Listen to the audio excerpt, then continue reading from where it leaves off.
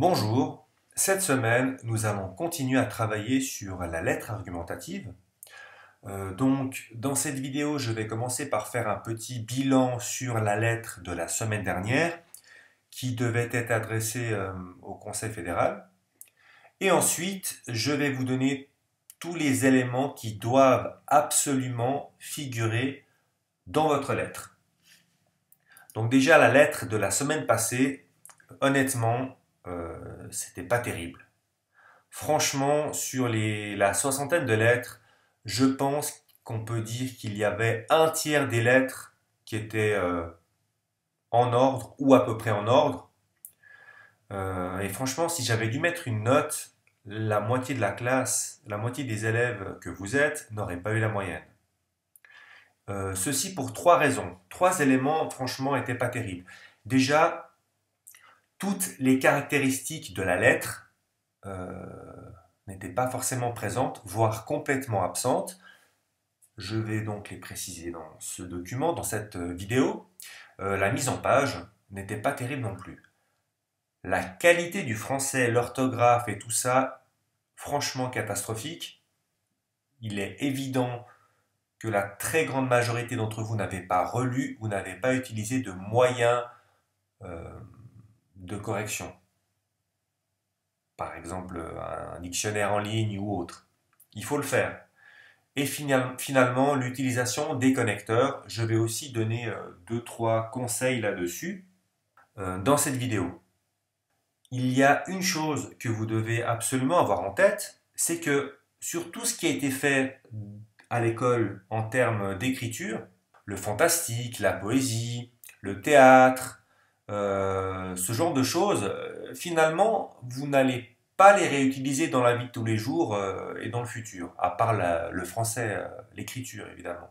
Alors que la lettre, oui, la lettre c'est un des seuls sujets que vous allez utiliser tel quel dans votre futur, puisque la mise en page de la lettre doit toujours être identique et respectée. C'est pour ça que c'est important et c'est pour ça qu'on va refaire une lettre en faisant bien attention à tout ça.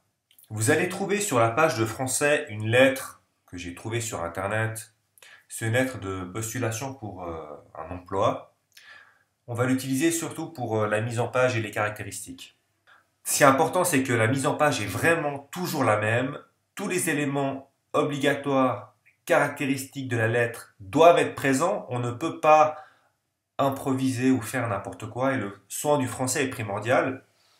Ça vous permet d'être comment dire, crédible. Si on lit une lettre remplie de fautes de français, vous ne serez pas crédible. La première chose, c'est l'émetteur, donc vous. Faites des petits souvenirs sur la situation d'énonciation. Donc vous êtes l'émetteur. Prénom, nom, adresse complète, numéro de téléphone, éventuellement votre adresse email si vous en avez une. Le destinataire, donc madame, monsieur, peut-être que vous écrivez une personne spéciale, le directeur, dans ce cas-là on va écrire monsieur le directeur, monsieur le président ou autre, le nom, le prénom de la personne, l'adresse complète. La date et le lieu de rédaction. Si vous écrivez depuis Vernaya, vous allez écrire Vernaya, le 27 avril 2020. Si vous écrivez depuis Saint-Maurice, vous allez écrire Saint-Maurice, le 27 avril 2020, etc., etc. C'est vraiment le lieu d'écriture.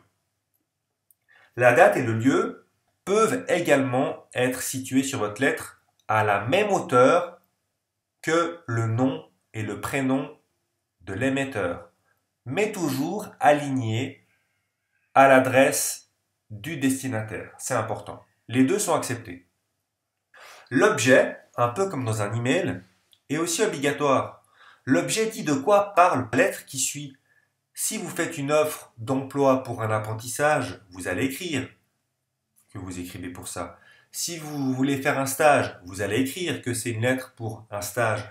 Si vous contestez une facture de votre assurance, je ne sais quoi, vous allez écrire ça. C'est une police différente. On va mettre soit en gras, soit en souligné. Donc par exemple, dans la lettre que vous allez rédiger pour cette semaine, il sera noté que vous allez parler de la présence ou non des élèves en classe. Après, à vous de le tourner comme vous le préférez. Le destinataire figure à nouveau, donc madame, nom de famille, monsieur, nom de famille, ou alors monsieur le directeur, madame la directrice, madame la présidente, virgule, etc., etc. Mais ça doit figurer. À la toute fin, doivent également figurer la formule de politesse finale. On ne peut pas se contenter d'écrire merci ou meilleure salutation comme je l'ai vu de nombreuses fois. Non, il faut une formule de politesse un peu redondante, un peu artificielle. Vous allez en trouver plein sur Internet. Dans l'attente de vos nouvelles, je vous prie d'agréer, madame, monsieur, mes meilleures salutations. Je vous prie d'agréer mes plus cordiales salutations, etc., etc. Sur Internet, vous allez trouver votre bonheur. Il en existe plein. Il faut aussi tout en bas à droite remettre votre prénom, votre nom et signer la lettre. C'est obligatoire. Maintenant, si vous allez ouvrir le document mis pour la rédaction de la lettre sur la page de français D11 CO niveau 1, vous allez trouver un petit texte qui va servir de contexte et à côté, comme la dernière fois, la grille avec les critères. Donc le texte du contexte dit ça. Cette période de confinement fait venir des idées à certaines personnes. Un enseignant a pris position sur l'utilité de la présence des élèves en classe sur son site internet. Pas seulement maintenant, pendant la période de Covid, mais de façon durable et définitive. Donc ce serait pour toujours. Voici un extrait de son texte. La présence des élèves en classe devrait être facultative au cycle d'orientation. Donc c'est inventé, évidemment. Avec le développement d'Internet et des nouvelles technologies de l'information, il est facile de tout apprendre chez soi. Les avantages de cette proposition sont nombreux. Et toi, que penses-tu de l'utilité de la présence des élèves en classe au cycle d'orientation ? Rédige une lettre argumentative afin de présenter ton point de vue sur le sujet. Vous pouvez être d'accord ou vous pouvez ne pas être d'accord, évidemment. Ta lettre doit être envoyée au directeur de ton école, donc Monsieur Grandjean, dont l'adresse figure dans ton agenda. Votre lettre, elle va être organisée de la façon suivante. D'abord, dans le premier paragraphe, vous allez mettre votre point de vue, l'introduction, avec votre premier argument.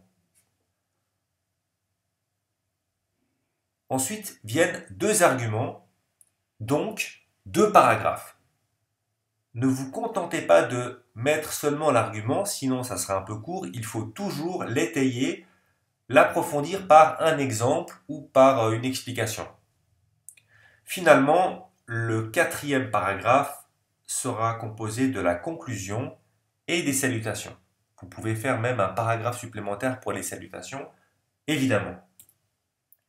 Leçon du français, comme je l'ai dit la semaine dernière, ce n'était pas terrible, donc utilisez des outils pour la relecture, utilisez des connecteurs différents, et en ce qui concerne les 180 mots, parce que j'ai eu un nombre incalculable de lettres trop courtes, les 180 mots, c'est uniquement le texte. Tout ce qui vient autour, c'est-à-dire l'émetteur, le destinataire, l'objet, ne compte pas dans ces 180 mots. Pour les connecteurs, voici une liste de connecteurs de base que je vous conseille d'utiliser. Alors, ce qui est important, c'est de varier ces connecteurs et de ne pas toujours utiliser les mêmes. Pour introduire le premier paragraphe, il existe, par exemple, tout d'abord, pour commencer, premièrement, en premier lieu, mon premier argument est que, etc., etc. Pour le deuxième paragraphe, vous pouvez dire deuxièmement, en deuxième lieu, ensuite, puis, de plus, en outre, mon deuxième argument est, etc., etc. Évitez d'utiliser premièrement pour le premier argument, deuxièmement pour le deuxième argument et troisièmement pour le troisième argument. C'est un peu lourd. Utilisez plutôt pour le troisième paragraphe qui peut aussi faire office de conclusion. Finalement, pour conclure, en conclusion, pour terminer, pour finir, troisièmement, etc. Essayez d'être un peu inventif et varier ces connecteurs. C'est une preuve de richesse de votre vocabulaire. Avec cette vidéo, vous devriez avoir tous les outils nécessaires pour faire une lettre de qualité. Vous êtes en 11e année, vous allez quitter l'école, vous êtes en niveau 1 de français, la lettre est un type de texte que vous allez continuer à utiliser toute votre vie, donc soyez sérieux, sérieuse dans la rédaction et essayez de faire mieux que la semaine dernière. Franchement, ça ne va pas être difficile. À vous de jouer. Bon travail.